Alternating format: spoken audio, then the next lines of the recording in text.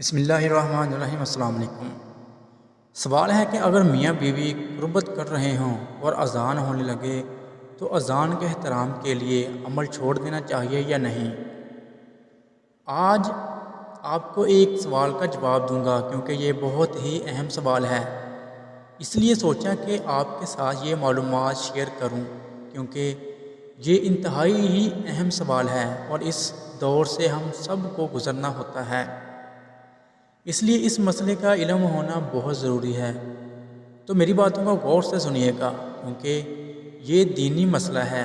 سوال ہے کہ اگر میاں بیوی قربت کر رہے ہوں اور اذان ہونے لگے تو اذان کے احترام کے لیے یہ عمل چھوڑ دینا چاہیے یا نہیں، اور اگر انہیں چھوڑنا چاہیے تو کیا اذان کا جواب دینا ضروری ہے؟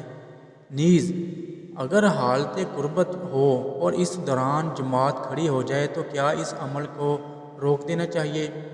ایک حدیث میں ہے کہ اگر کھانا سامنے رکھا ہو تو پہلے کھانا کھائیں پھر نماز کے لیے جائیں۔ اس سوال کا جواب یہ ہے کہ چونکہ اذان کا مقصد لوگوں کو نماز کی طرف بلانا ہوتا ہے، جب مسجد میں اذان ہونے لگے تو سارے کام کاج چھوڑ کر نماز کے لیے تیار ہونا چاہیے اور اول وقت میں نماز ادا کرنی چاہیے، کیونکہ نبی کریم صلی اللہ علیہ وآلہ وسلم کا فرمان ہے۔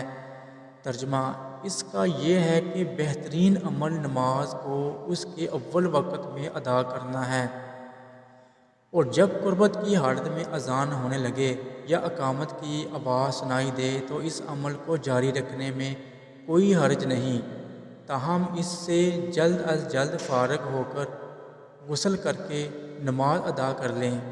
یاد رہے کہ اذان سننے کے بعد بستر پر لیٹے رہنا حتیٰ کہ اقامت ہونے لگے تب قربت کرنا یہ سراسر غلط ہے، غفلت ہے۔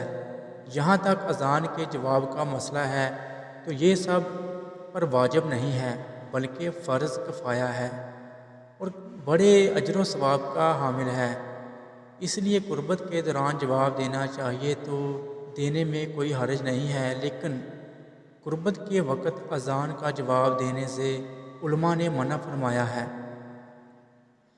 جب اس عمل سے فارغ ہو جائیں تو بقایا کلمات کا جواب دے سکتے ہیں، جیسا کہ ہم سب ہی اس بات سے بہت ہی اچھے سے واقف ہیں کہ ہمارے جو دین ہے وہ ہماری ہر معاملے میں رہنمائی فرماتا ہے۔